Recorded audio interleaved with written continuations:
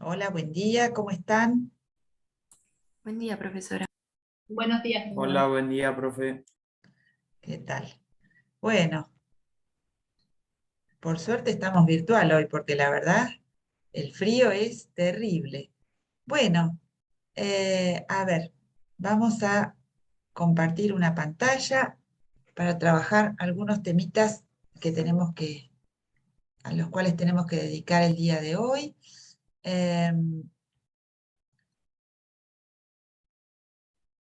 Ajá, a ver, ¿hay alguien que sea administrador que me permita compartir pantalla o no? ¿Ninguno? No. Bueno, ¿Usted no es administradora? No. ah, no, no estoy como administradora. Bueno, le vamos a pedir, a ver, siempre hay un buen samaritano. Abril podría ser.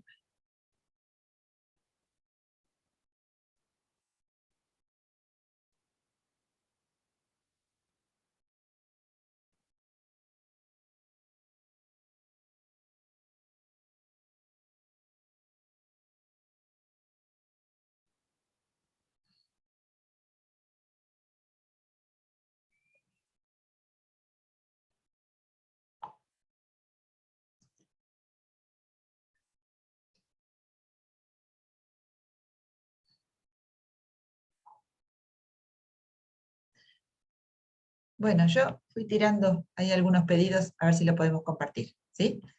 Ahí cuando tenga respuesta, vemos. Igualmente, vamos a ir trabajando ya.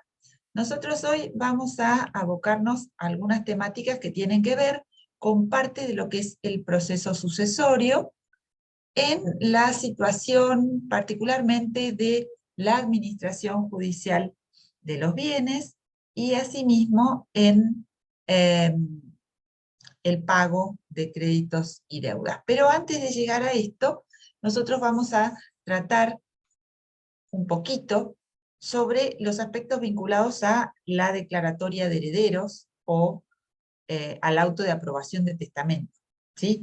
Eh, Nosotros hemos visto a lo largo de estas clases, ahí ya me contestó Abril que ya avisa, que la transmisión hereditaria opera de alguna manera en dos niveles bien distintos. Uno que tiene que ver con la titularidad universal, en tanto en determinados supuestos la investidura de pleno derecho habilita a ciertos herederos y herederas a ejercer sus derechos en forma directa a partir de la muerte del causante. Por supuesto que esto es con limitaciones y también con la posibilidad de, eh, digamos que en cierto tipo de actos tiene que existir el acuerdo unánime de coherederos. Pero, decimos, opera en dos niveles. A título universal, el heredero o la heredera recibe esa investidura de pleno derecho si se trata de descendientes, ascendientes y cónyuge, y por ende se involucra en el fenómeno de la transmisión hereditaria, o en los casos en que se trata de herederos instituidos que no se encuentran comprendidos en estos órdenes sucesorios que mencionamos, o el caso del orden sucesorio de los colaterales, requieren tanto del auto de aprobación de testamento como de la declaratoria de herederos dentro del proceso para acceder a esa investidura, ¿verdad? Pero también, más allá de esos dos niveles, del título universal o del nivel universal, también existe este ingreso en las relaciones individuales de derecho. Y por ende, este otro nivel en la transmisión hereditaria tiene que ver con el título singular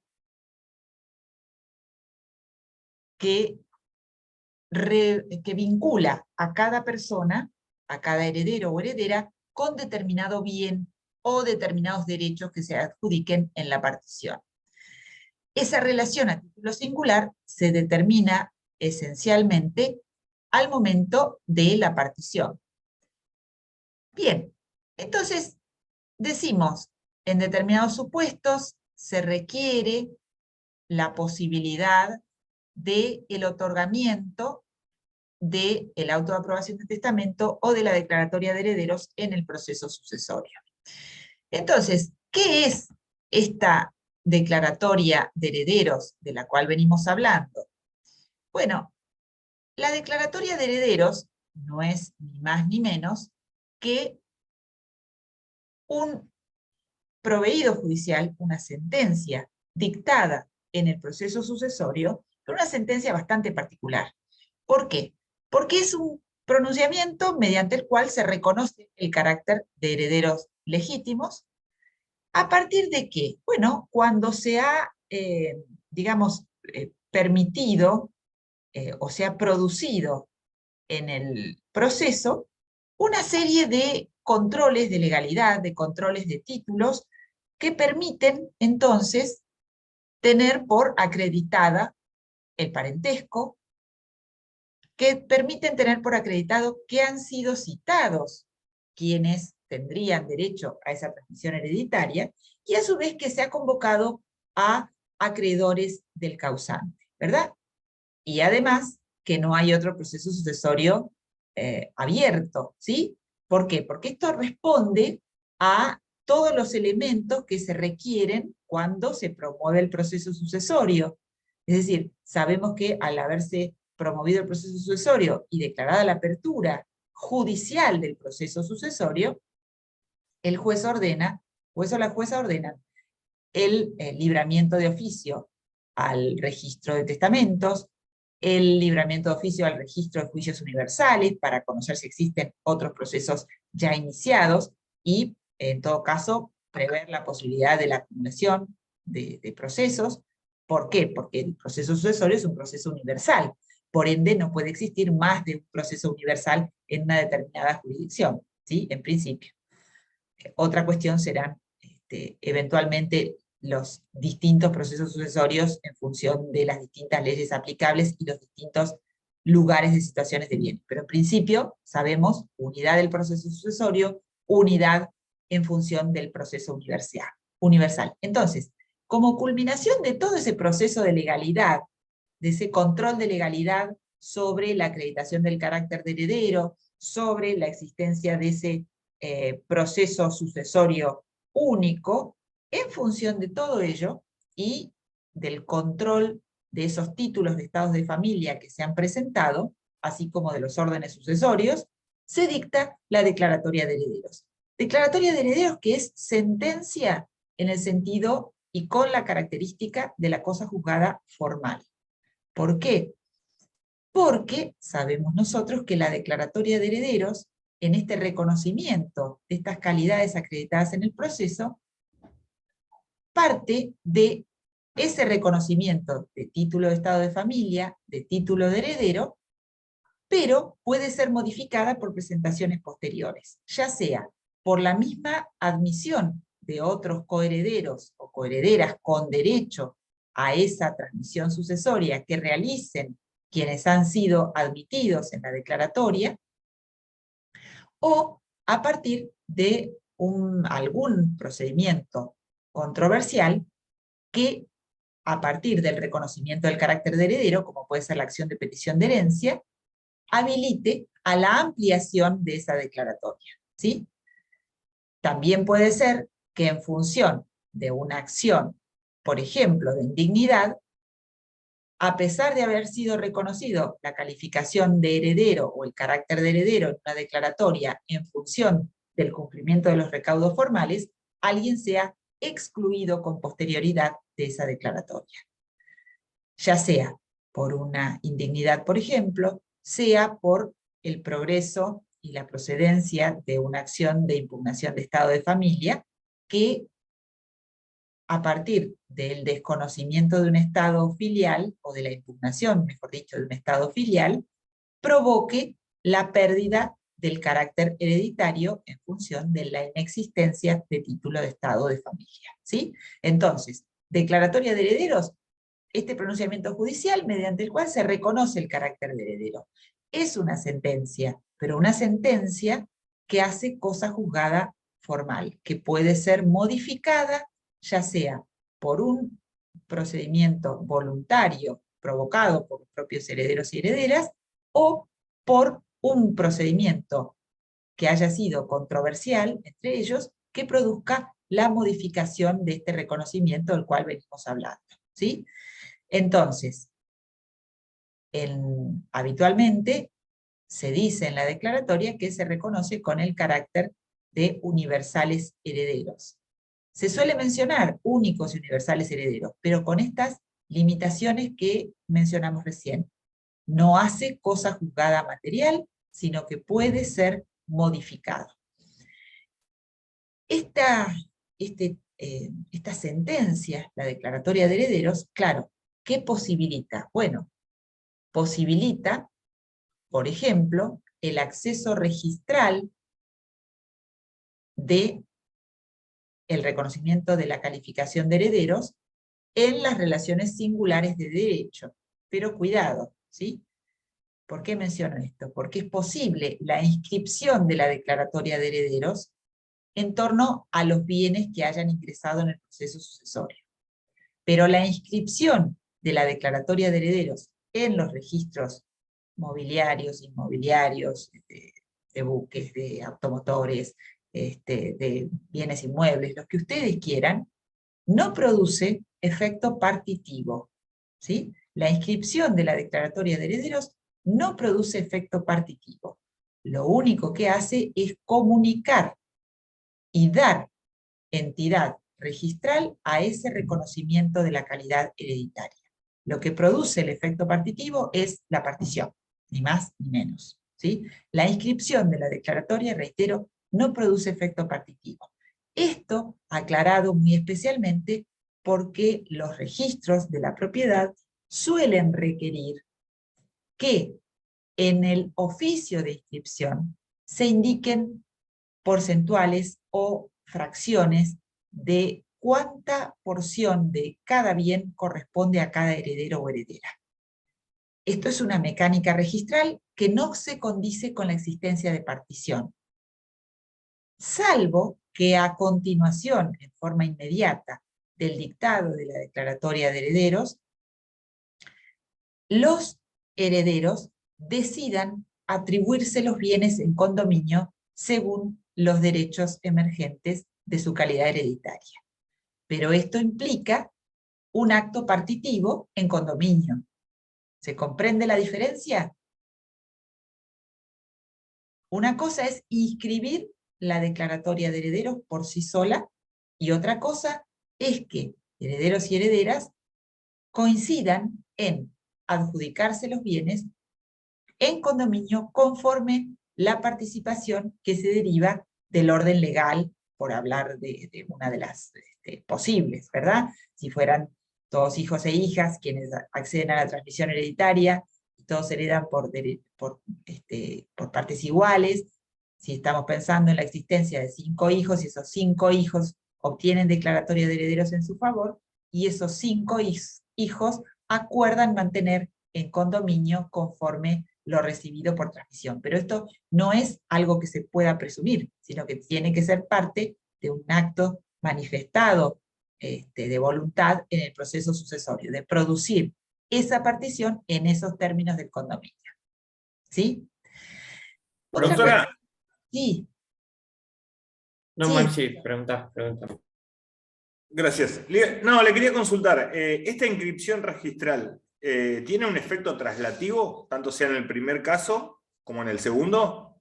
No, el único efecto declarativo de la inscripción lo da la partición. Este es un efecto puramente registral publicitario, en tanto no haya partición. ¿Sí? En tanto no haya partición.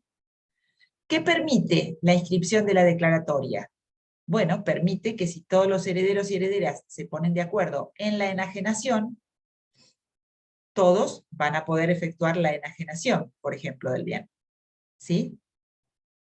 Respetando el tracto en la transmisión de derechos sobre un bien registrable. ¿Sí? Sí, ¿qué otra pregunta había? Que yo no entendí muy bien esto que hablamos de después cuando se pongan de acuerdo en hacer un condominio. Es decir, está la declaratoria, después todos los herederos se ponen de acuerdo en atribuirse los bienes a título de condominio y hacen la partición, pero porque es condominio. Claro, porque acordaron el condominio entre ellos. Habían acordado y después, claro, O declaratoria y sea, partición de lo que condominio, quiero señalar es, no de la herencia. declaratoria es el acto jurisdiccional que se corresponde con haber reconocido las calidades hereditarias de personas que se acercaron al proceso. Este es otro factor importante que no lo había dicho y viene bien también transmitirlo.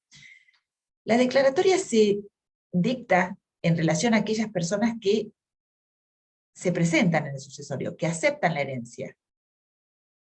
¿Sí? La declaratoria no se dicta respecto de quienes, aunque estén denunciados, no se hayan presentado a la transmisión, no se hayan presentado al proceso sucesorio.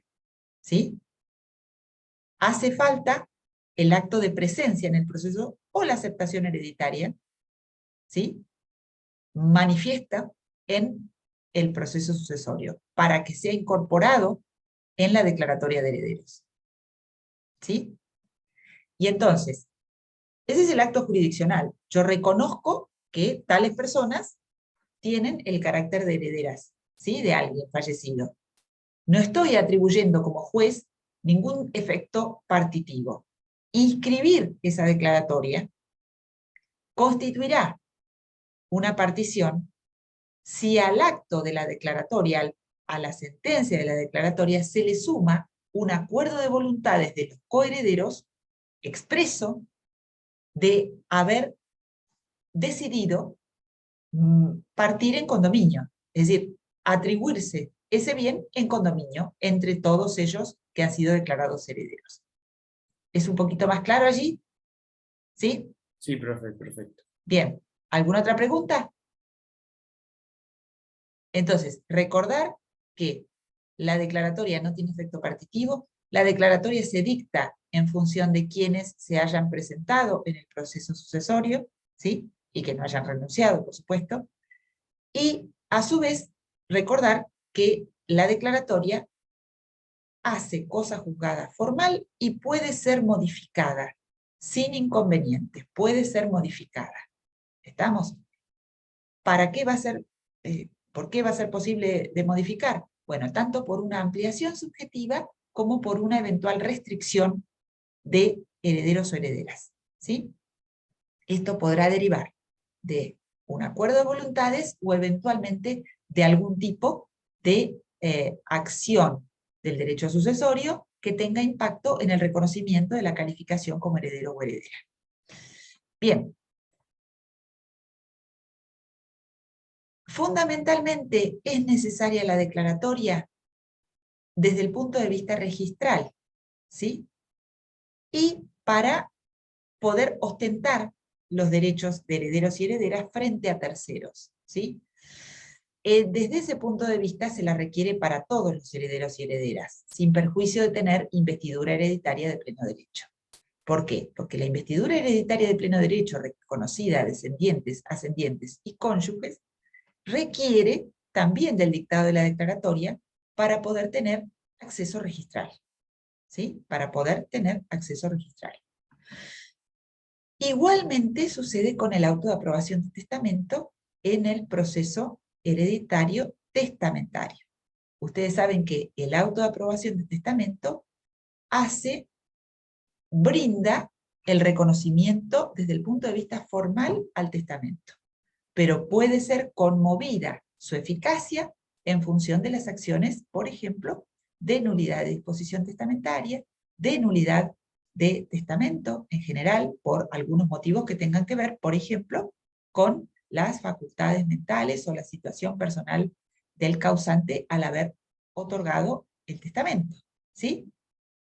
Y a su vez, el auto de aprobación de testamento puede ser complementado por la declaratoria de herederos en tanto no haya agotado el testamento la transmisión patrimonial total de esa persona fallecida, ¿sí? Bien.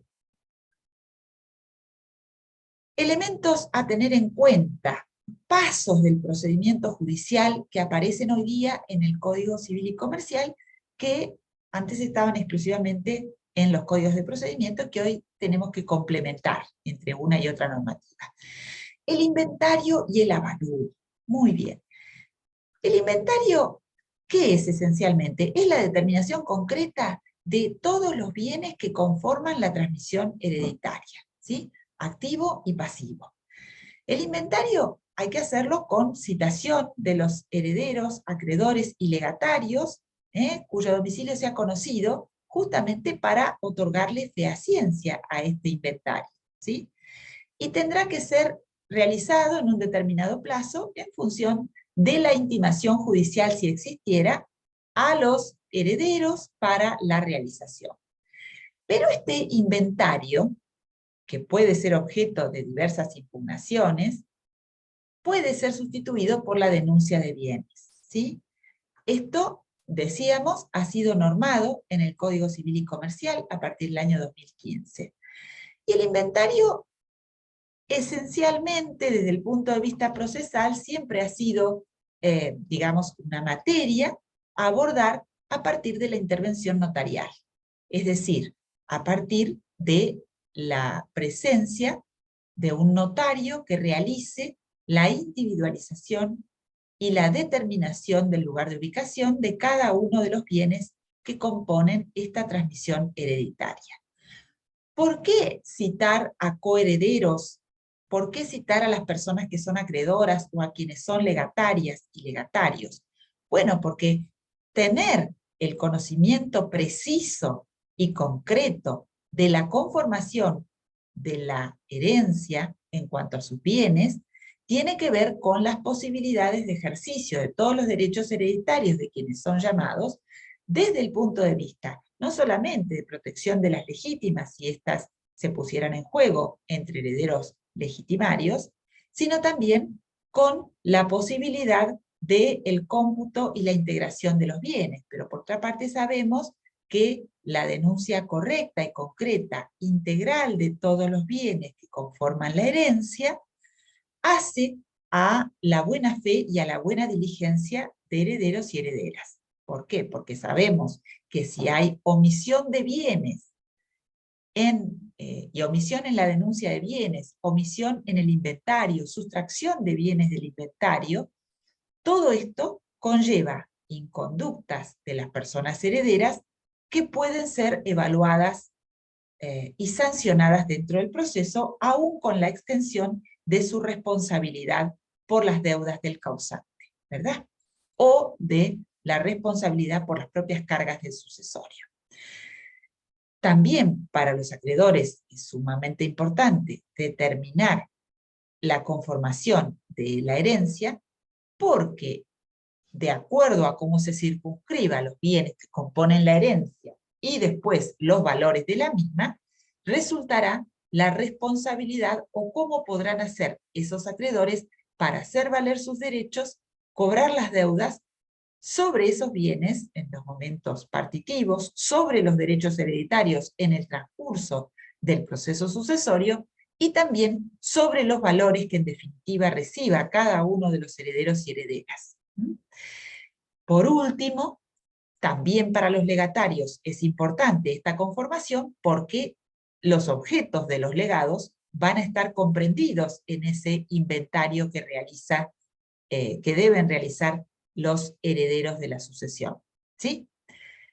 Este inventario, entonces, decimos, debe ser realizado en un determinado plazo de 3 meses, desde que acreedores obligatarios hayan intimado judicialmente a los herederos a su realización, ¿sí? También pudiera ser que algunas de las personas herederas se encontraran en posesión material de ciertos bienes de la transmisión hereditaria y que por ende otras coherederos o coherederas reclamen la incorporación de los bienes en ese inventario, ¿sí? Pero decíamos, también el inventario puede ser sustituido, cuando se trata de personas bien avenidas en una transmisión hereditaria, por la denuncia de bienes, es decir, por la realización de un detalle de los bienes sin intervención de profesional alguno, sino simplemente por el acuerdo entre personas coherederas, ¿sí? Un segundito que ya sigo.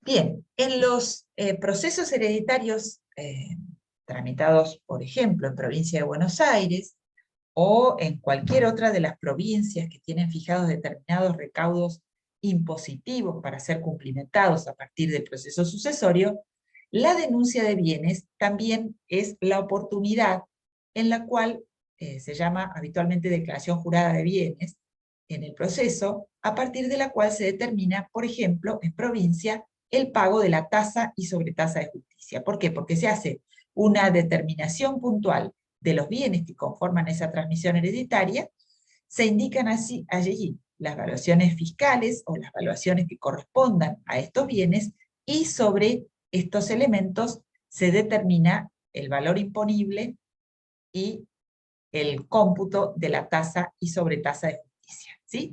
Entonces, esta denuncia de bienes ahorra todos los pasos y ahorra los honorarios derivados a partir de la realización del inventario. Pero esto que requiere, como dice el 2342, voluntad unánime de los copropietarios de la masa indivisa, ¿sí? Voluntad unánime.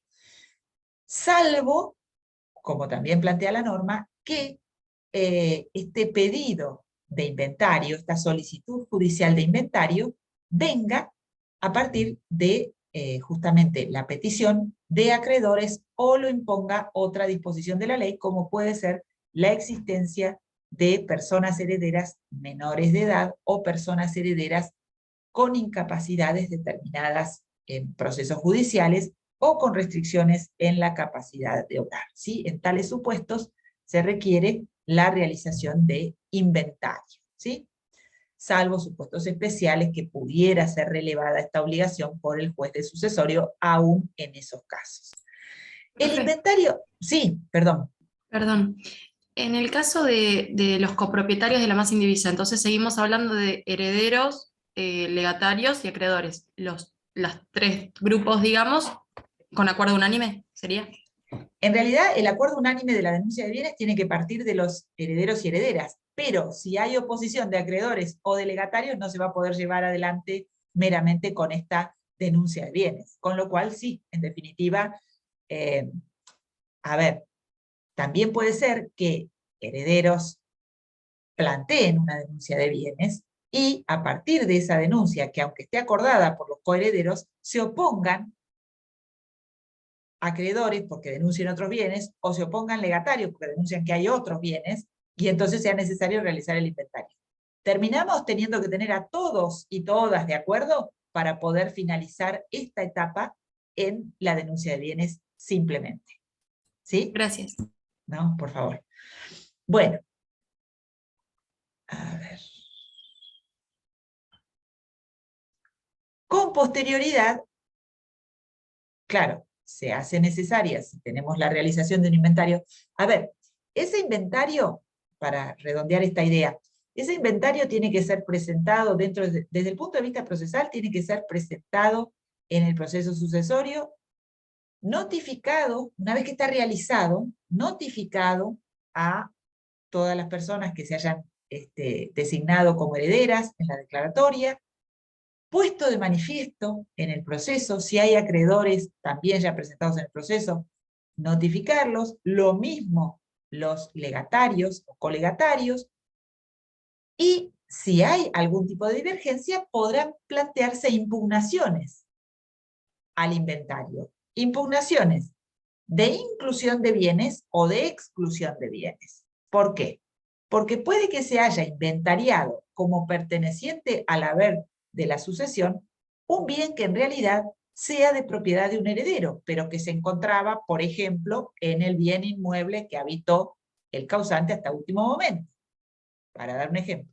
Entonces, esto requerirá sustanciación, es decir, presentado el inventario, notificado a todos los herederos. Si alguno de los herederos se opone a la inclusión de un bien, tendrá que formular su impugnación de la cual se volverá a dar traslado a todos los demás restantes coherederos y al administrador de sucesorios, si ya hay designado, para después resolver el juez, si corresponde incluirlo o excluirlo. Y a su vez, ¿qué sucede con esto? Esa resolución judicial de primera instancia deberá ser, bueno, consentida, si fuera el caso, o apelada si alguien se disconforma. Y así podemos llegar hasta la Corte, ¿sí? Con un mero incidente de inclusión o exclusión de bienes, ¿sí? Por eso, puestos en conflicto, realmente hay muchos trámites que pueden derivarse de estas situaciones, y de allí el alongamiento de los plazos de los procesos sucesorios, cuando realmente hay gran rispidez entre los coherederos o con determinados colegatarios, y hay bueno, bienes que resulta por ahí complejo determinar en cuanto a su propiedad, si era del causante o no lo era. Podemos hablar de bienes muebles que no tengan una condición de fácil acreditación en su titularidad, ¿sí? Entonces, el inventario, que puede ser una operación muy sencilla con la denuncia de bienes, puede complejizarse muchísimo. Y de hecho, ustedes van a encontrar algunos procesos sucesorios que han llegado a la Corte de la Provincia con determinación de bienes, ¿sí? Imaginemos que en estas determinaciones de bienes también puede haber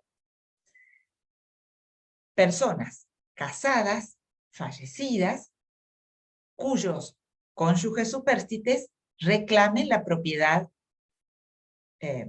y la calificación propia personal del supérstite de algún bien que haya sido incluido en el inventario, ¿sí? Como para comprender hasta dónde puede darse la complejidad de situaciones aquí emergentes, ¿sí?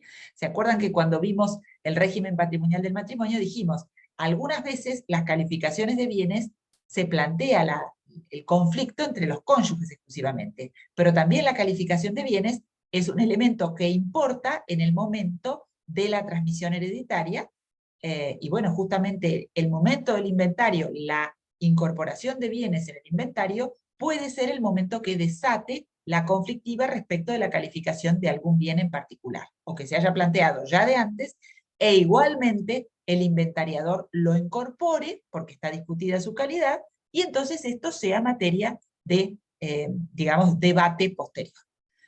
Finiquitado la situación del inventario, en forma total o en forma parcial, porque puede que el inventario se apruebe parcialmente respecto a determinados bienes y que por otros continúe el conflicto adelante, se produce la necesidad del avalúo. ¿Qué es el avalúo? Bueno, en realidad es la tasación, el valor de los bienes, ¿sí? Y bueno, debe hacerse en principio por aquel que sea designado por los coherederos para realizar ese avalúo, si están todos de acuerdo y son todos capaces. Si no son todos capaces o no hay acuerdo total, lo designará el juez, al igual que la designación del inventariador, ¿sí? El valor de los bienes será necesario fijarlo a la época más próxima posible al acto de partición. Por supuesto que el avalúo requiere de algunas precisiones. ¿Por qué? Porque el avalúo puede, de acuerdo a los bienes que estén involucrados en la transmisión hereditaria, podrá ser llevado adelante por un perito tasador martillero, pero quizá hace falta evaluaciones sobre, no sé, ganado, y entonces sea necesario una persona que esté involucrada con la compra-venta de ganado, ¿sí? Un martillero, pero que tenga que ver con la venta, por ejemplo, de ganado vacuno, ¿sí? O ganado lanar, el que se trate. O si se trata de tasaciones que tengan que ver con joyas, bueno, será necesario la existencia de una persona experta en ese tipo de bienes para ser considerados. O si pensamos en que hay un stock de mercadería de determinada condición en particular, bueno, será necesario un perito especializado en la materia puntual. Lo que quiero decir es, el avalúo puede nuevamente ser una situación muy sencilla de dilucidar si, por ejemplo, también los herederos se ponen de acuerdo en el valor que adjudican a los bienes, y no ser necesario realizar una valuación con peritos intervinientes o puede necesitar de las instancias periciales. Las instancias periciales, ¿qué suponen? Honorarios de peritos, eventual conflictiva respecto de los valores que se adjudiquen, ¿sí? Y nuevamente podrá haber otro detalle de impugnaciones, decisiones jurisdiccionales, recursos interpuestos, ¿sí? De allí nuevamente la conflictiva sucesoria, cómo puede alongar los tiempos del proceso jurisdiccional, ¿sí? Justamente el 2344 del Código Civil nos menciona esta cuestión de las posibles impugnaciones al inventario y al avalúo o a la denuncia de bienes, ¿sí? Y allí podrá ordenarse entonces una retasa total o parcial de estos si los valores asignados no se condicen con las realidades concretas. Pero estos valores también pueden verse modificados en el tiempo o por fenómenos especiales, específicos, y bueno, allí habrá que ver qué realidad, digamos, qué importancia trasciende en el proceso sucesorio si ocurridos un par de años las tasaciones sobrantes en los autos ya no responden a los criterios de venta de mercado, ¿no? Sobre todo esto para el momento de la partición. Muy bien. Doctora, una pregunta. Sí, cómo no. El caso en que los herederos acuerdan la evaluación, eso también es un poco relativo, me parece, porque si te acuerdan que una propiedad vale X cantidad de dinero y sobre esa cantidad va a estar, digamos, la evaluación de honorarios, pueden decir, bueno, que lo pongan muy por debajo del valor de mercado y tampoco sería lo ideal. Claro, claro, porque también, digamos, los profesionales abogados tienen interés en la determinación de ese valor, ¿sí? Sí, ello podría ser así, pero estoy hablando de casos que no sean patológicos, como muchas veces hay, sino simplemente decir, bueno, el valor de los bienes, somos contestes en que tenemos una casa y un auto en la transmisión hereditaria, y bueno, la casa tiene un valor aproximado de, no sé, decir, un valor estándar, que puede ser, no sé, 80.000, 100.000 dólares, porque, bueno, porque nuestros valores se manejan en esos contextos, traducido a pesos, porque toda la actuación judicial se va a llevar adelante con una conversión de ese valor en moneda extranjera al valor de la moneda nacional, que también eventualmente podrá ser pactada por los coherederos en cuanto a qué tipo de conversión se va a utilizar, fundamentalmente entre todos los dólares oficiales que reconoce en este tiempo de la vida de la República Argentina, ¿no? Bien, la administración judicial, ¿de qué se trata la administración judicial? Ustedes ya han visto ese proceso nuevo o esa instancia nueva que se trata la administración, del cual se trata la administración extrajudicial. Administración extrajudicial reconocida e incorporada en el Código Civil y Comercial. Bueno, cuando hablamos de la administración judicial, ya estamos pensando en la existencia del proceso sucesorio judicial y cómo debe llevar adelante el juez la designación del administrador judicial. Administrador que siempre ha sido calificado como administrador provisional cuando todavía estamos en la etapa previa al auto de aprobación de testamento o en la etapa previa a la declaratoria de herederos, es decir, cuando todavía no está reconocido tanto el carácter del testamento en cuanto a sus formas, ese control de legalidad básico en cuanto a las formas del testamento, o está declarada precisamente ese reconocimiento de la calidad de herederos y herederas. Entonces, la designación del administrador puede ser llevada adelante por los herederos, por mayoría, esto lo plantea en estos términos el código actual, y en su defecto lo designa el juez, ¿sí? Es decir, cuando no hay mayoría para la designación, lo tiene que designar el juez a pedido de parte en principio, ¿sí? También puede ser que el propio testador haya designado al administrador en su disposición testamentaria. Igualmente, ese administrador designado en testamento necesitará del auto de aprobación de esa designación por parte del juez y a su vez de el acta de toma de posesión de su cargo como administrador para cumplir con sus funciones. ¿Quién puede ser administrador? Bueno, administrador puede ser el cónyuge, la cónyuge, heredero, heredera, o eventualmente un tercero, si el nivel de conflicto entre los coherederos es tan grave que se hace necesaria la presencia de un tercero ajeno a toda la transmisión hereditaria. Tanto si se trata de una situación conflictiva familiar, como eventualmente si existiera una particularidad tan específica de un bien o algunos de los bienes de la transmisión hereditaria que no fuera posible la administración por ninguno de los herederos o herederas, ¿sí? Se trataría esto de una explotación o de una actividad económica del causante tan específica que no haya sido desempeñada por ninguno de los otros coherederos, que sea más conveniente la existencia de un administrador empapado en el tipo de profesión, de actividad, de lo que fuera, propia de un tercero que no de los mismos coherederos. Pero en principio se requeriría de la designación de administrador en la persona de alguno de los herederos o, o del cónyuge, ¿sí?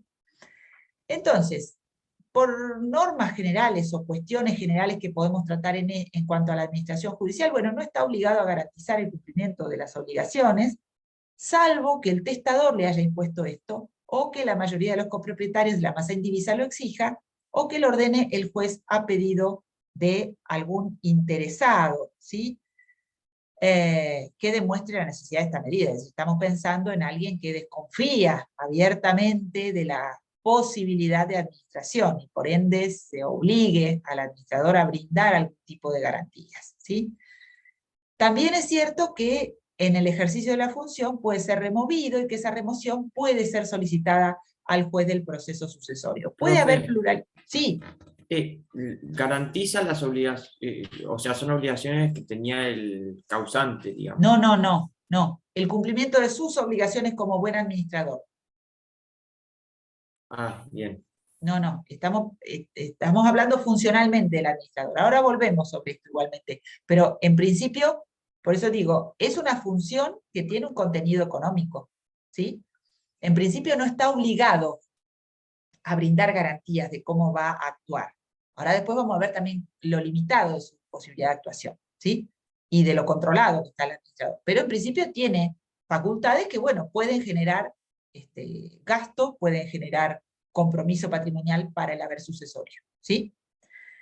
Pueden existir pluralidad de administradores, y vamos a ver también que hay algo que tiene que ver con la remuneración que tiene derecho a cobrar el administrador y los gastos del ejercicio de su función. Algunas modificaciones que ha introducido a nivel general el Código Civil y Comercial en materia de administración judicial, bueno, de alguna manera se amplía el campo de acción del administrador en el Código Civil y Comercial. ¿Por qué? Porque aún sin necesidad de requerir el consentimiento de los demás herederos, puede otorgar algunos actos. Pero esto tiene que ver fundamentalmente con los actos conservatorios y con la administración más limitada, ¿sí? Con la administración del acto muy simple de administración, ¿sí? Y también han quedado bajo su égida de trabajo, de función, el cobro de créditos y pago de las deudas, ¿sí? En forma expresa, dicho por el Código, ¿sí? ¿Quiénes pueden ser administradores? Para ir desbrozando estas cosas que hablamos genéricamente recién. ¿Quiénes pueden ser administradores? Bueno, las personas humanas plenamente capaces, ¿sí? Y las personas jurídicas autorizadas por la ley o por sus propios estatutos para administrar bienes ajenos pueden ejercer el cargo de administrador. Se necesita en esto capacidad de disposición de los bienes para las personas humanas, ¿sí? Para las personas plenamente capaces, y también que esté previsto esta posibilidad en forma expresa si se trata de personas jurídicas, ¿sí? Es decir, si estamos hablando de personas jurídicas, tenemos que pensar que por ley estén autorizadas a ejercer estos cargos, o en sus propios estatutos estar comprendidos estas facultades, ¿sí? La designación, dijimos, puede venir de la mano de los herederos, ¿sí? De los copropietarios de la masa indivisa, incluso pueden ellos designar el administrador y cómo va a ser reemplazado. Esto es ejercicio pleno de la autonomía de la voluntad cuando se trata de personas propietarias de la copropiedad indivisa plenamente capaces, ¿sí? Ellos pueden conveniar a quién designan coheredero, presentarlo al juez e incluso ya dejar preestablecido para el caso X que haya que reemplazarlo por algún tipo de motivo o por excusación del propio administrador, cómo va a ser reemplazado. Si no existiera esa mayoría, cualquiera de las partes puede solicitar su designación, es decir, cualquiera de ellos puede requerir al juez que se designe, y allí entonces podrá ser designado cónyuge superstite, alguno de los herederos, o salvo que sea necesario designar a un extraño, como dijimos hace un momento. ¿De quién va a designar? ¿Cómo va a designar? Bueno, el juez o jueza tendrá que valerse de peritos administradores en estos casos, ¿sí? De acuerdo a la condición específica de los bienes o de la actividad, será el perito que sea necesario designar dentro de un proceso sucesorio, cuando no es posible designar a estas personas relacionadas con el fenómeno sucesorio en principio, ¿sí? Bien, el testador, dijimos, de acuerdo al 2347, también puede designar a uno o a varios administradores y también establecer el modo de reemplazo si fuera para él necesario. Y se considera designado o nombrado administrador a quien el testador haya expresamente designado como tal. También si lo ha designado como liquidador de la sucesión, porque de alguna manera el administrador es eso, es una persona que tendrá que cobrar deudas, pagar créditos pendientes de parte del causante, ejercer los actos conservatorios esenciales y preparar a la masa para el proceso final de la partición. Por eso también se habla del administrador como un liquidador de la sucesión, aunque nuestra legislación no tiene las facultades amplias que reconocen otros ordenamientos, como puede ser el ordenamiento del Código de Quebec, tendiente justamente a la liquidación final. ¿Por qué? Porque el administrador nuestro no tiene facultades de disposición, salvo determinadas pautas en particular, pero en principio no tiene facultades de disposición. Goyena Copelo menciona que hay entonces una suerte de clasificación de las clases de administración. La administración dativa, que sería la que proviene justamente de la designación hecha por el causante a través del testamento, de acuerdo al 2347 y 2348, para lo cual bastaría entonces la aprobación del testamento para que se designe por parte del juez del sucesorio, que ratifica esta designación testamentaria, y que se instrumenta a partir de la aceptación del cargo ante el actuario por parte de este administrador. Y la administración, que podría ser llamada de hecho, también la administración judicial, que, claro, el administrador de hecho es aquel que antes de la apertura misma del proceso sucesorio, y aún en algunos casos sin mandato, se encargara de realizar los actos de conservación aceptados por los demás en general, y este puede ser que efectivamente haya sido conocido su actuar por el resto de los coherederos y haya una suerte de mandato tácito, o cuando eventualmente haya sido desconocida la gestión por los demás coherederos y eventualmente después esta administración puede o no ser, digamos, confirmada judicialmente, ¿verdad? Si los coherederos aceptan este ejercicio de la función que ha llevado adelante uno de ellos y lo admiten para ser designado judicialmente, o que sea designado un tercero, ¿sí?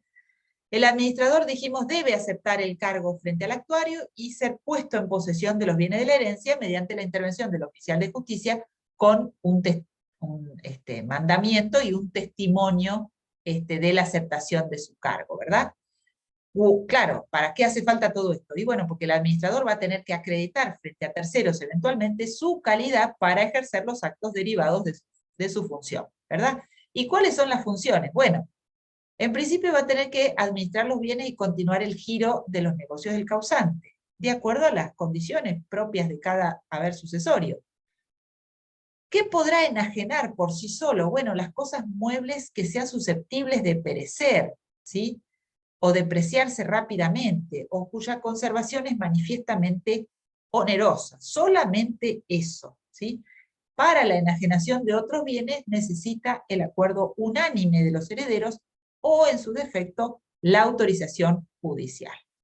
Además de gestionar los bienes de la herencia, debe promover su realización en la medida necesaria para el pago de deudas y legados. Es decir, más allá de gestionar, deberá proponer pautas posibles de enajenación de ciertos bienes para llevar adelante el giro comercial o el giro económico, en particular de la transmisión hereditaria. Proponer, es decir, instar ideas para continuar adelante con la administración. Ahora, previa autorización judicial o de los copartícipes, si son plenamente capaces y están presentes, tendrá que cobrar los créditos del causante, continuar las acciones promovidas por este o iniciar otras acciones judiciales para hacer efectivos los derechos y presentarse en los procesos en los cuales el causante hubiera sido demandado, ¿sí? Dijimos que puede haber pluralidad de administradores de acuerdo a cómo se conforme la transmisión hereditaria a los bienes involucrados. El cargo es ejercido por cada uno de los nombrados en el orden, si es que son designados en orden, pero puede que haya también, voy a ser clara. La pluralidad de administradores puede deberse, en principio, a... Hola, ¿se escucha bien? Sí. Apareció ahí una música, ¿verdad? ¿Escuchan algo ustedes o no? Yo no, profe. Ah, bueno, entonces no hay problema. Sigo adelante. Decimos, el administrador, bueno, me fui totalmente, disculpen. Dijimos, el administrador puede que sea, o la administración puede ser llevada adelante por más de una persona. Esa administración plural puede tener que ver con pluralidad de necesidades fácticas de los haberes, del haber sucesorio. Si hay, por ejemplo, una explotación agropecuaria a la par que existe una explotación industrial, quizás sean necesarios diversos administradores de acuerdo a la calidad de los bienes. Pero a su vez, la administración plural puede tener que ver con el desempeño de cargos conjuntos o indistintos. La designación conjunta puede operar cuando haya sido así prevista por el testador o haya sido designada a petición de los coherederos como una administración conjunta. ¿Por qué puede designarse una administración conjunta? Y puede designarse una administración conjunta teniendo en cuenta un mayor control entre las funciones que ejerce el coheredero. ¿Cuándo sería esto? Bueno, cuando de acuerdo al ejercicio que sea necesario, los coherederos prefieren ejercer actos que estén avalados por dos de ellos, o cuando los demás, por eventual desconfianza a uno solo en particular, designen a más de un coheredero para otorgar los actos de administración. Bien, esta administración, dijimos, esta pluralidad o no, la administración en general como función es una función remunerada en el proceso sucesorio. Él tiene derecho a que se le reembolsen los gastos necesarios que ha realizado en el cumplimiento de su función, pero también tiene derecho a que sea fijada una remuneración. Esa remuneración puede haber sido prevista por el testador, puede ser acordada entre el administrador o los copropietarios, o puede que sea determinada por el propio juez del sucesor, ¿sí? En este sentido, también los códigos de procedimiento tienen regulado el derecho a la percepción de honorarios, los cuales tienen reconocido el privilegio de los gastos de justicia. En el orden de cobro de créditos tienen reconocido el privilegio de los gastos de justicia.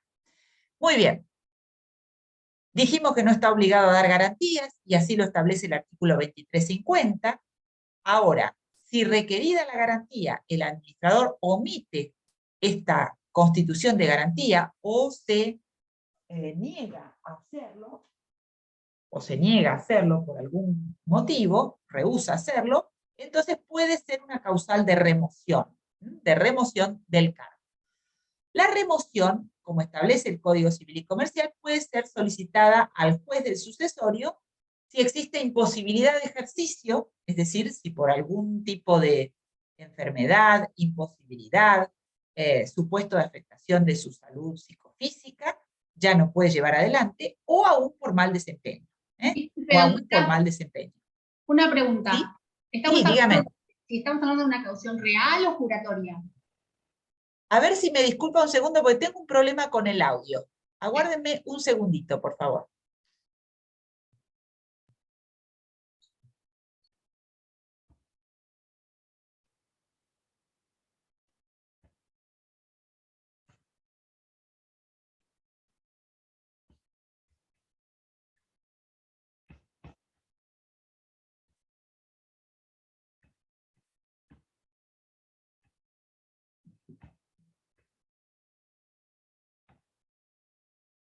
Ahora sí. Ahora la puedo escuchar. Dígame. Hola. Sí, ahora sí. Ahora sí. Quería preguntar si la garantía que presta el administrador es una caución real, digamos, en dinero, o es una caución juratoria. De acuerdo a las circunstancias y a lo que exija el juez en lo puntual. Okay. Esto tendrá que ver con la entidad de los bienes puestos en juego, tendrá que ver con la cuantía patrimonial, con la implicancia de los actos que tenga que otorgar en la administración. Puede ser una garantía personal o puede incluso ser una garantía real. Sí. Esto, digamos, se regiría por las características del proceso del cual se trate en particular. ¿Sí? ¿Aparece el compartir pantalla todavía para ustedes? ¿O no? Sí, está compartiendo pantalla. Sí. Bien. Bien. Entonces, ahora sí los escucho perfectamente. Tenía una intromisión ahí que no sabía bien de dónde venía, pero ahí se aclaró. Bueno, a ver.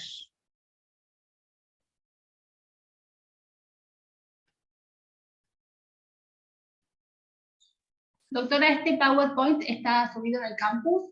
No, este es absolutamente nuevo, así que se lo subo después. Muchas gracias. Bueno. Garantías. Bien, remoción. Entonces, todo interesado puede solicitar al juez la remoción, dijimos, si existe imposibilidad o mal desempeño. Mientras tramite ese pedido de remoción, mientras se sustancia, continúa en el ejercicio de las funciones, salvo que el juez prefiera designar un administrador provisional y apartarlo preventivamente del cargo. También eso es posible. Muy bien.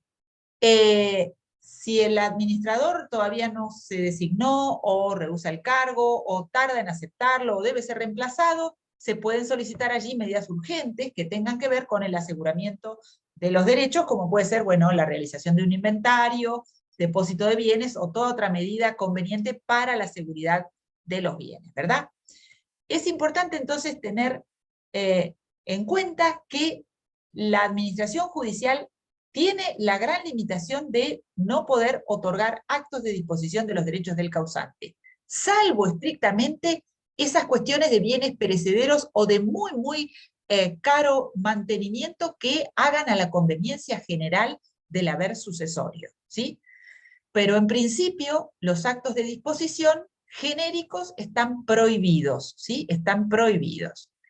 Bien, ¿qué otras obligaciones o qué reglas tiene el administrador? Bueno, va a tener que rendir cuentas, ¿sí? Y puede haber rendiciones de cuentas periódicas y la rendición de cuentas definitiva al finalizar justamente la administración, ¿sí? Entonces, funciones, actos conservatorios y continuar el giro normal de los negocios, ¿sí? Y esto depende de cada supuesto en particular, ¿sí? Solamente enajenar cosas muebles susceptibles de perecer, como dijimos, depreciarse rápidamente o con conservación demasiado onerosa. Para la enajenación de otros bienes necesita acuerdo unánime de herederos o, en su defecto, autorización judicial. además de gestionar los bienes de la herencia, debe promover la realización, entonces dijimos, de aquellos bienes para el pago de deudas y legados. Dijimos que tiene funciones de cobro de las acreencias pendientes en función del causante y también funciones para intervenir en las acciones judiciales que existieran. Podríamos hacer esta síntesis del 2354. Hay tres, digamos, cuestiones, tres supuestos básicos que él tendrá que llevar adelante, tres funciones básicas.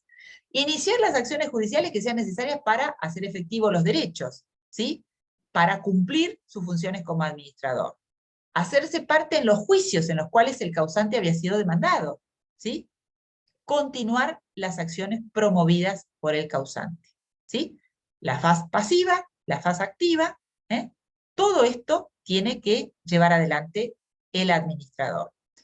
En el caso de los juicios en los cuales fuera demandado, sabemos que por operatividad del fuero de atracción, las acciones personales que hubieran sido entabladas o que sean entabladas contra el causante, contra el haber sucesorio, tendrá como sede el mismo juzgado donde se ventila el proceso sucesorio. No así las acciones de carácter real, ¿sí? Tampoco las acciones, por ejemplo, laborales en su faz de conocimiento, sí en la faz de ejecución. Bien, la autorización de los copartícipes o del juez no será recaudo necesario cuando la actividad del administrador responda nuevamente al giro normal del negocio del causante. Esa es la pauta esencial. Dijimos que tiene obligación de rendición de cuentas, salvo que se haya acordado otro plazo, el administrador de la herencia debe rendir cuentas de su administración trimestralmente o con la periodicidad que el juez establezca, porque puede que de acuerdo al tipo de explotación del cual se trate, la periodicidad sea distinta a estos 3 meses, ¿verdad? El Código Civil y Comercial también innova en el tratamiento de créditos y deudas del causante que se transmiten por causa de muerte, sabemos, puesto que en la vigencia de la norma actual ingresan en la comunidad hereditaria. En el sistema anteriormente imperante se dividían de pleno derecho, aunque esto traía algunas complejidades de tipo prácticas y dificultades en, digamos, en la real vigencia práctica de este motivo, de esta circunstancia de la división de pleno derecho. ¿Qué sucede entonces ahora con el pago de las deudas de la sucesión? Bueno, ¿cómo se produce este mecanismo? Bueno, el código establece que a la presentación de los acreedores hereditarios que no son titulares de garantías reales, deben presentarse a la sucesión y denunciar los créditos a fin de ser pagados, ¿sí? Los créditos cuyos montos no se encuentran definitivamente fijados se denuncian a título provisorio sobre la base de alguna estimación. Y este procedimiento de pago lo va a llevar adelante el administrador, ¿verdad? ¿Qué se instrumenta o qué se determina en el artículo 2357 del Código Civil y Comercial? Bueno, una práctica que se encontraba ya arraigada justamente en el ámbito jurisdiccional, que es la llamada declaración de legítimo abono. Esta declaración de legítimo abono no es ni más ni menos que la presentación que deben hacer los acreedores en el proceso sucesorio para ser reconocidos como tales, ¿sí? Y entonces el acreedor que no tiene garantía real, porque el que tiene garantía real se puede presentar directamente a hacer valer su crédito sin la necesidad de la declaración de legítimo abono, el acreedor que no tiene este tipo de garantía se presenta en el proceso para ser considerado su pago en este proceso sucesorio.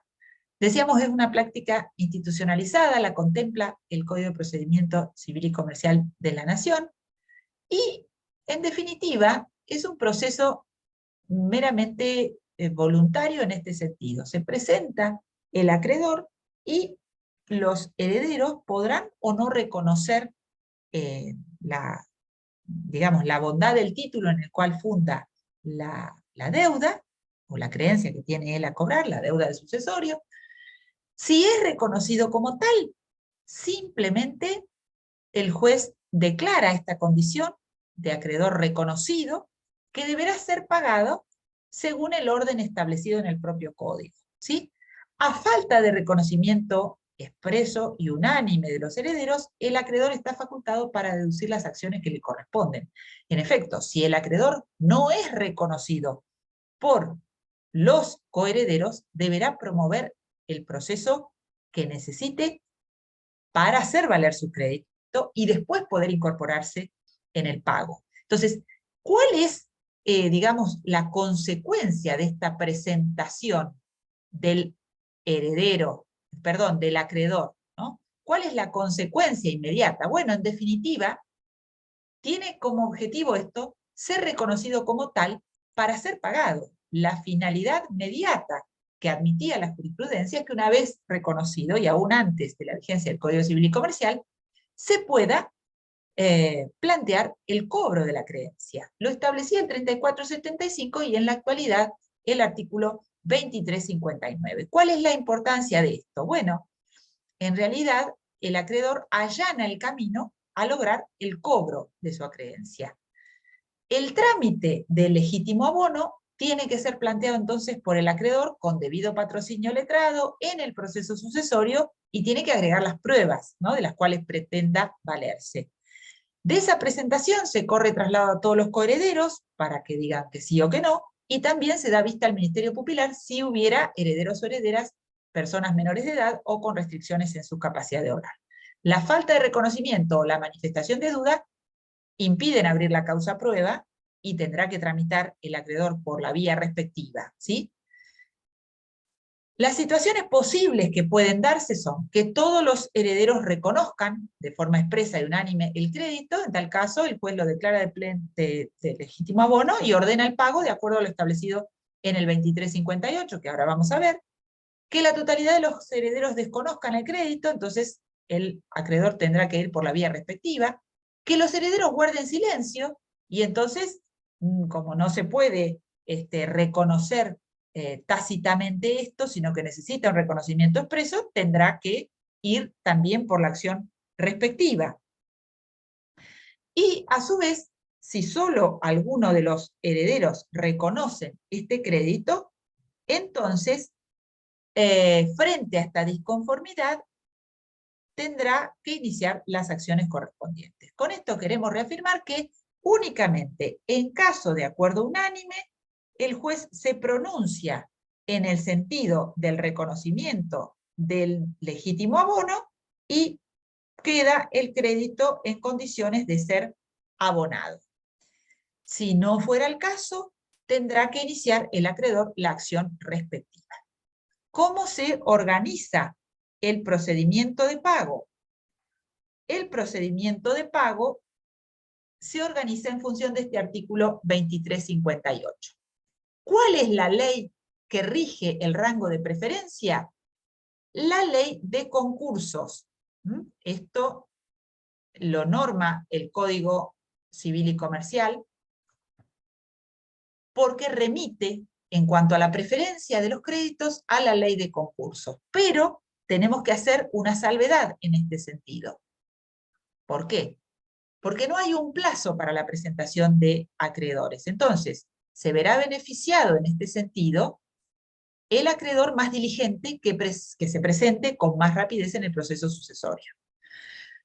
El orden de pago y el procedimiento de pago que establece el 2358 relaciona directamente las obligaciones de pago también vinculadas a los legatarios. Una vez pagados los acreedores, se cumplen los legados. ¿En qué límites se deben cumplir los legados? Que son un acreedor más de la herencia. En los límites de la porción disponible. Por eso decíamos hoy, la redacción del inventario importa a los acreedores e importa a los legatarios. Porque los legatarios sabemos que pueden ser legatarios de cosa cierta, pero también pueden ser legatarios de cantidades de bienes, legatarios de dinero, y todos ellos van a quedar circunscriptos a la porción disponible, ¿verdad? Entonces les interesa, obviamente, cómo se conforma el haber hereditario. ¿En qué orden se van a pagar los legados? El Código Civil y Comercial estableció la posibilidad de que el testador otorgue en su testamento una preferencia de pago a un legado en particular, ¿sí? Al legado que sea, no importa la clase, pero un legado que ha sido preferentemente escogido por el testador en su disposición de última voluntad. Luego van a ser pagados los legados de cosa cierta y determinada, y después los demás legados. Y si hay varios de la misma categoría y no resulta suficiente la transmisión, se pagarán a prorrata, ¿sí? De alguna manera, los acreedores del causante tienen una garantía, ¿no?, en cuanto a la sucesión. Acreedores del causante, en los cuales involucramos a los acreedores propiamente dichos y también a los legatarios. Los acreedores del causante, los acreedores por cargas de la masa y los legatarios pueden oponerse a la entrega de los bienes a los herederos hasta el pago de sus créditos o legados, ¿sí? Esta garantía de cumplimiento efectivamente es lo que asegura la posibilidad del pago a estas personas, ¿sí? Tanto acreedores como a legatarios. Esta garantía, oponerse a la entrega de los bienes a los herederos hasta el pago de sus créditos o legados. Allí tendremos que ver cómo funciona, por supuesto, la solvencia de esta sucesión y este principio según el cual, en principio, deberán ser pagadas las cargas del sucesorio, después las deudas y recién después los legados, si fuera ello posible, en el margen de la porción disponible, si hubiera a su vez cálculo de legítima, ¿verdad?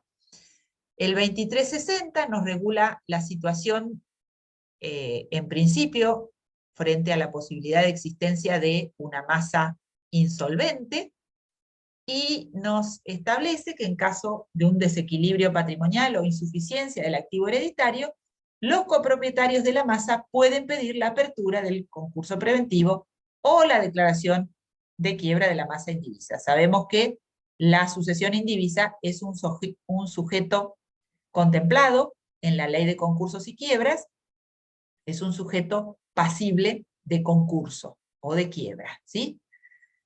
Este mismo derecho que tienen los coherederos también compete a los acreedores, ¿sí? Esta posibilidad de concurso entonces está contemplada no solamente en el Código Civil y Comercial, sino en la Ley de Concursos, ¿sí? Y tenemos que tener presente acá, en cuanto a la responsabilidad por el pago de deudas y de cargas del sucesorio, estos supuestos en los cuales, dijimos, hay inconductas del heredero que pueden traerle aparejada justamente su responsabilidad personal, ¿verdad? Entonces, tenemos que recordar esto, ¿sí? Del 2321. Responde con sus propios bienes por el pago de las deudas del causante y cargas de la herencia el heredero, que no hace el inventario cuando le es requerido, que oculta fraudulentamente los bienes de la sucesión, omitiendo su inclusión en el inventario.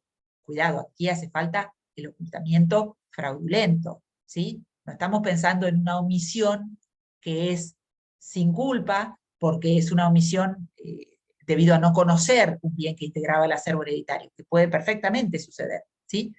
Lo mismo que si exagera dolosamente el pasivo, ¿sí? Es decir, que si plantea la existencia de deudas que en realidad no son tales, ¿sí? Exageración dolosa del pasivo. O la enajenación de bienes de la sucesión, excepto la conveniencia y que el precio obtenido ingrese en la masa. Pero cuidado con esta enajenación directa de bienes, que puede aparejar la responsabilidad con los propios bienes, ¿sí? Estos son los casos en los cuales se quiebra esa limitación de responsabilidad de herederos y herederas con los valores de los bienes transmitidos en la transmisión hereditaria. Sabemos que este es el principio general, el del 2317, ¿sí?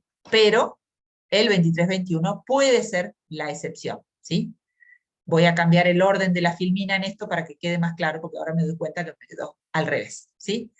En esta cuestión de las rendiciones de cuentas, las que hablamos hace un momento, dijimos, bueno, la rendición de cuentas está contemplada también en el Código de Procedimiento Civil y Comercial de la Nación.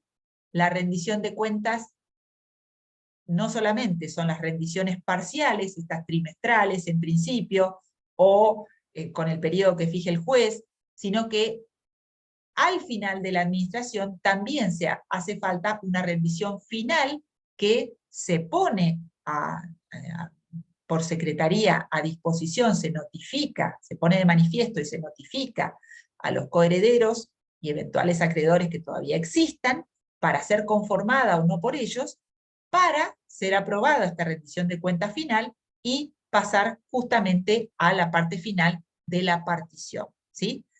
Podrá haber incidentes también sobre la administración sucesoria. Esta cuenta definitiva deberá ser presentada en el procedimiento y si todos los copropietarios de la masa son plenamente capaces y están de acuerdo, podrá hacerse también privadamente, ¿sí? Quedando los gastos a cargo justamente de la masa en divisa. Ustedes tienen que tener presente que lo esencialmente jurisdiccional del proceso sucesorio se da hasta el momento de la declaratoria de herederos, en el caso de la sucesión intestada, hasta el auto de la aprobación del testamento en la sucesión testamentaria. Los pasos siguientes, si estamos hablando de personas plenamente capaces, personas que estén totalmente de acuerdo, pueden verse simplificadas radicalmente si existen acuerdos y llevan adelante esas fases del proceso sucesorio en forma extrajudicial, ¿sí? Por eso también la conclusión de la administración puede ser hecha de manera extrajudicial si hay acuerdo total y estamos en presencia de personas plenamente capaces, ¿sí? Muy bien, con esto estaríamos finalizando la temática del día de hoy. Por supuesto, quedo abierta a las preguntas que sean necesarias y en un ratito acomodo estos órdenes de filminas que me parece que van a ser más acordes para la comprensión cuando se repase el tema con todo esto, y la hago agregar en el campus y la pongo en el chat del Stitch, ¿sí? Profe, Sí, perdón, Josefina. ¿qué era lo esencialmente jurisdiccional que mencionó recién, que se me cortó el audio? Claro, lo esencialmente jurisdiccional, hasta el momento por lo menos, porque el proceso sucesorio sigue siendo un proceso judicial, a pesar de diversos intentos por desjudicializar el proceso, lo eminentemente jurisdiccional es el reconocimiento de la calidad de herederos. A ver, demanda de apertura del proceso sucesorio, publicación de dictos, comunicaciones a los registros, acreditación de título, vencimiento del término dictal, declaratoria de herederos. Hasta ahí es jurisdiccional, plenamente jurisdiccional, ¿sí? Fíjense, denuncia de bienes puede ser acordada entre los coherederos y presentada al sucesorio. Puede ser acordada extrajudicialmente y presentada al sucesorio. Avalúos. Orden de inscripción de la declaratoria. A partir de ello, todo puede ser simplificado por los acuerdos entre los coherederos en forma extrajudicial. Es decir, el inventario puede ser suplido, la tasación puede ser suplida, la administración puede ser llevada adelante y finalizada en forma extrajudicial, y la partición también puede ser extrajudicial. ¿Sí? ¿Se comprende? Y yo decía en principio y hasta ahora, porque el Código Civil y Comercial mantuvo la intervención jurisdiccional para toda esta primer parte y para el reconocimiento de la calidad hereditaria y para el auto de aprobación de testamento, por supuesto, ¿sí? Pero fíjense ustedes que fundamentalmente la sucesión intestada, en muchas oportunidades, es un proceso absolutamente voluntario, que lo que hace es reconocer los títulos de estado de familia.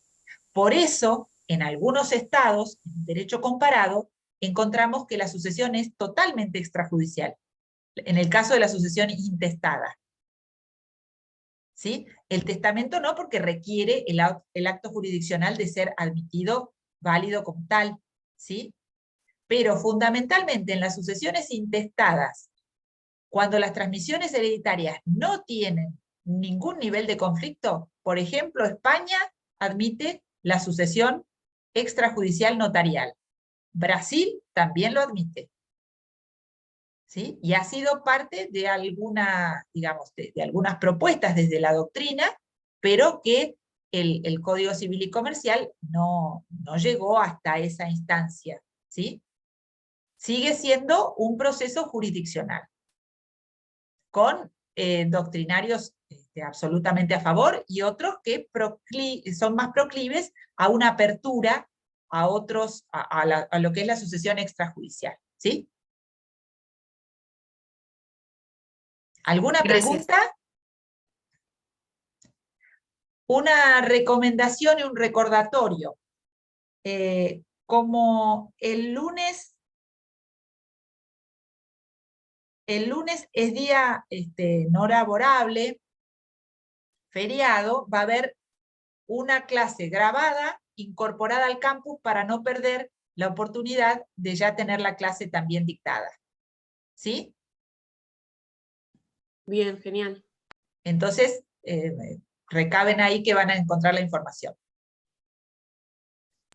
Bueno, muchas gracias. Perfecto. Bueno, que gracias. tengan un Gracias, lindo profe. fin de semana de estudio Igualmente. preparándose. Sí, adiós. Muchas Gracias. gracias. Hasta Igualmente. luego. Gracias. profe, buen fin de... Igual para ustedes.